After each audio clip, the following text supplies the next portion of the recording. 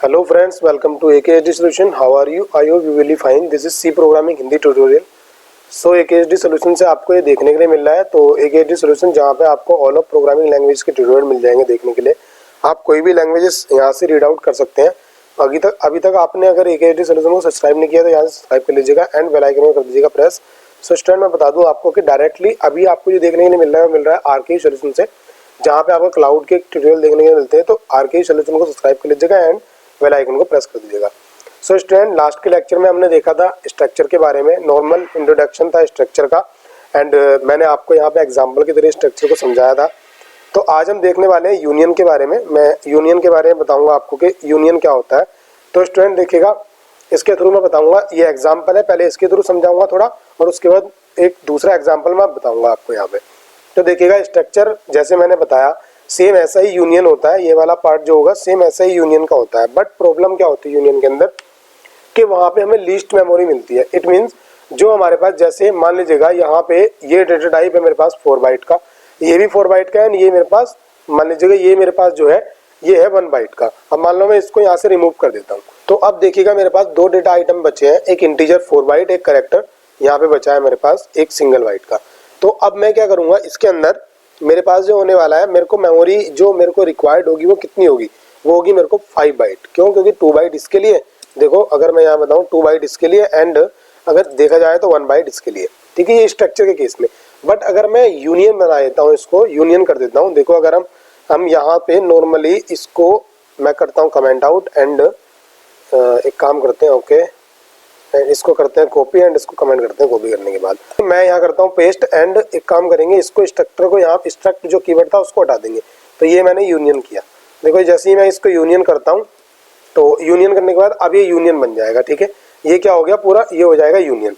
अब यूनियन हुआ तो देखो यहाँ पे एरर आ रहा है, तो इसको भी हम यहाँ से क्या करेंगे, यहाँ से मैं कर दूंगा नॉर्मल कमेंट किया मैंने और उसके बाद यहाँ एंटर मारने के बाद यहाँ पे मैं यूनियन करता हूँ एंड यूनियन के अंदर ओके यूनियन और यहाँ पे ABC सेम ऐसे चलेगा और S2 मैंने इसको यहाँ पे कर दिया.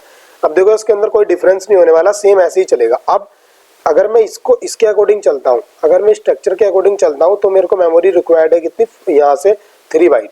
ठीक, सॉरी यहाँ पे इसका 4 था तो 4 बाइट होगी एंड ये भी यहाँ पे 4 बाइट होती है क्योंकि 4 बाइट ही रिक्वायर्ड होती है जो हमारा 16 बिट से अब जितनी भी आर्किटेक्चर है उनके अंदर इंटीजर के लिए. तो यहाँ पे 5 बाइट रिक्वायर्ड होगी इसमें, किसके, स्ट्रक्चर के केस में. बट जब यूनियन का केस होगा तो उसके अंदर कितनी होगी, ओनली 4 बाइट रिक्वायर्ड होगी. ठीक है, अब मैं अगर यहाँ पे इस तरह से भी लिख दूँ ना, यहाँ पे CH अगर मैं यहाँ पे STR बना दूँ और उसके अंदर आइटम दे दूँ, कितने मैंने 3 आइटम दिए. तो अब यहाँ पे देखो अगर यही लाइन मैं यहाँ पे भी लिखता हूँ, ठीक है यहाँ पे भी लिखता हूँ, तो इसके अंदर ही मेमोरी कितनी रिक्वायर्ड हो जाएगी. यहाँ पे मेमोरी देखो अब यहाँ पे 3 बाइट और चाहिए तो यहाँ पे कितनी होगी, 8 बाइट होगी. बट यहाँ पे 3 बाइट नहीं लगेगी, यहाँ पे ओनली अभी 4 बाइट ही लगेगी. जो हमारे पास मैक्सिमम एलिमेंट होता है, जो हमारे पास मैक्सिमम बाइट स्टोर करता है, उस एलिमेंट को मिलती है ओनली यहाँ पे मेमोरी, किसके, यूनियन के केस में. और स्ट्रक्चर के केस में सभी को मिलती है. ठीक है, तो इसके अंदर ओनली 4 बाइट को मिलेगी, उसी के अंदर ये वाला स्टोर होगा, उसी के अंदर ये वाला स्टोर होगा. ठीक है, पूरा ये दोनों आइटम उसी के अंदर स्टोर होंगे. तो कैसे होते हैं देखो, अब अगर हम यूनियन के केस में यहाँ पे चलते हैं तो ओके मैंने यहाँ पे थोड़ा सा गलती कर दी थी यूनियन लिखने में, मैं इसको सही कर दे रहा हूँ. तो यहाँ पे होगा एंड इसको यहाँ से हटा देंगे. तो देखो स्टूडेंट अगर हम यहाँ पे करते हैं, अभी इसके अंदर मैंने सबसे पहले ये लिया, मैंने डेटा को इनिशियलाइज किया और अगर मैं उसके बाद यहाँ पे S1.ch को इनिशियलाइज करता हूँ, किससे, अगर मैं यहाँ पे मैंने A से कर लिया. ठीक है, एंड उसके बाद जो मेरे पास यहाँ पे S1 डॉट ये मेरे पास वेरिएबल ये स्ट्रिंग है, ठीक है STR. अब मैं उसको अगर इनिशियलाइज करता हूँ किससे, यहाँ पे मैंने ये किया एंड यहाँ पे अगर मैं A ले लूँगा, ओके यहाँ पे मैंने A लिया एंड यहाँ पे मैंने B लिया एंड उसके बाद यहाँ पे मैं C ले लूँगा, मैंने ये किया और यहाँ पे ले लेंगे हम उसका जो नल हमारे पास नल कैरेक्टर होता है उसको मैंने ले लिया.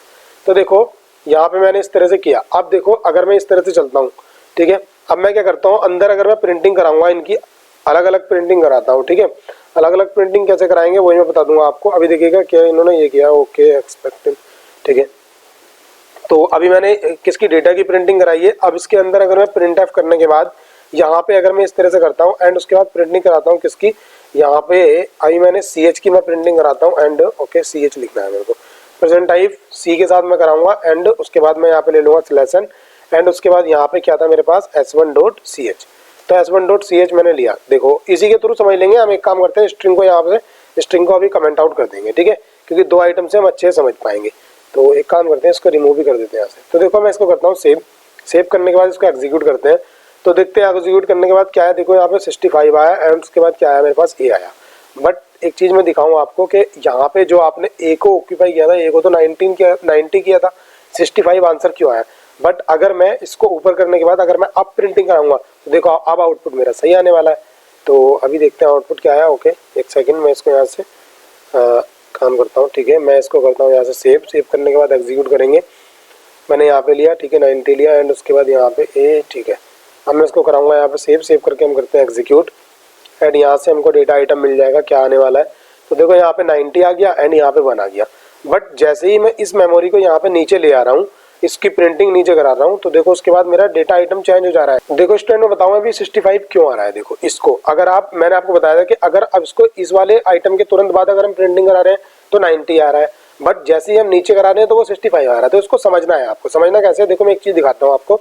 एसकाई वैल्यू के अंदर हम चलते हैं, एसकाई टेबल में दिखाता हूँ आपको, उसके अंदर से आपको अच्छे से समझ में आएगा। देखो जब तक मैंने यहाँ पे प्रिंट कराया था 90 नॉर्मली, तो उसमें 90 आ रहा था, बट अभी 65 क्यों आ रहा है। देखो 65 पे जाओगे, एक ही एसकाई वैल्यू है, किसकी, एक ही।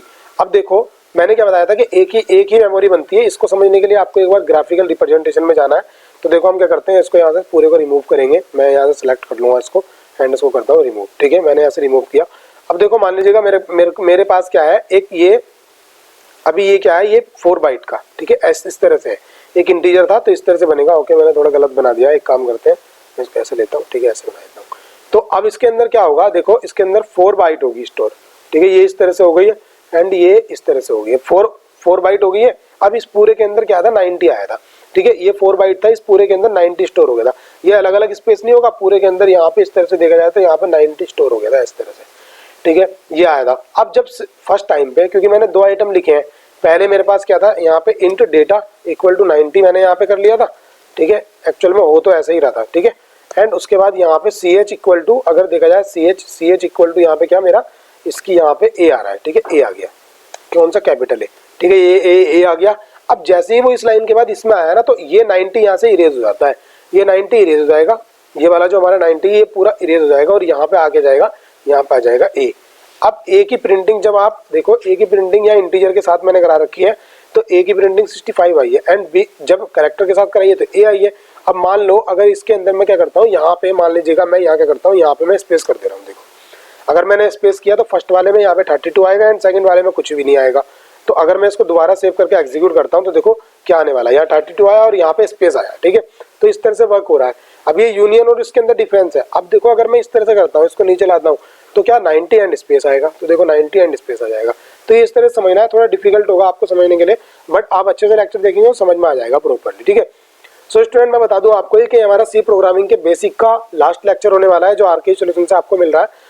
अब अगर आप सी प्रोग्रामिंग एडवांस तक पढ़ना चाहते हैं और उसके ऑल टॉपिक क्लियर करना चाहते हैं तो उसके लिए आपको आना होगा AKSD सॉल्यूशन पे एंड यहाँ पे प्लेलिस्ट में आप आएंगे। तो प्लेलिस्ट में आने के बाद देखिएगा आपको सेपरेट आपको प्लेलिस्ट मिलेंगी, अलग अलग टॉपिक की यहाँ पे मैंने प्लेलिस्ट डाल रखी है। बट आप फुल प्लेलिस्ट देखना चाहते हैं तो आप सी प्रोग्रामिंग की प्लेलिस्ट पे आएंगे, यहाँ पे आपको काफ़ी ट्यूटोरियल देखने को मिलेंगे और यहाँ पे मैंने छोटे छोटे लेक्चर में और कवर किया हुआ है सभी टॉपिक को, बेसिक से एडवांस तक मैं लेके गया हूँ, जो जिसमें आपको बेसिक से बेसिक देखने के लिए मिलेगा एंड एडवांस से एडवांस आपको देखने के लिए मिलेगा। इसके अंदर ट्यूटोरियल में और भी काफ़ी चीज़ें हैं, मेमोरी कैसे मैनेज कर सकते हैं हम सी प्रोग्रामिंग की हेल्प से, कैसे किसी फाइल को डिलीट कर सकते हैं एंड कमांड लाइन आर्गूमेंट क्या होता है एंड स्ट्रक्चर को और डीपली कैसे चल सकते हैं हम लेके, स्ट्रक्चर के अंदर एरे को कैसे यूज़ कर सकते हैं और काफ़ी चीज़ें मैंने यहाँ पे आपको बता रखी हैं।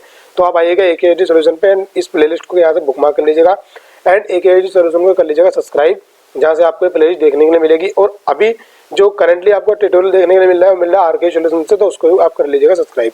सो स्टूडेंट अगर लेक्चर आपको अच्छा लगा हो तो वीडियो को लाइक कीजिएगा एंड ज़्यादा से ज़्यादा वीडियो को शेयर कीजिएगा और चैनल को आपको सब्सक्राइब करना है जिससे कि नोटिफिकेशन आपको मिल पाए एंड बेल आइकन को प्रेस करना है। So student thank you C programming का ट्यूटोरियल देखने के लिए, थैंक्स फॉर वॉचिंग।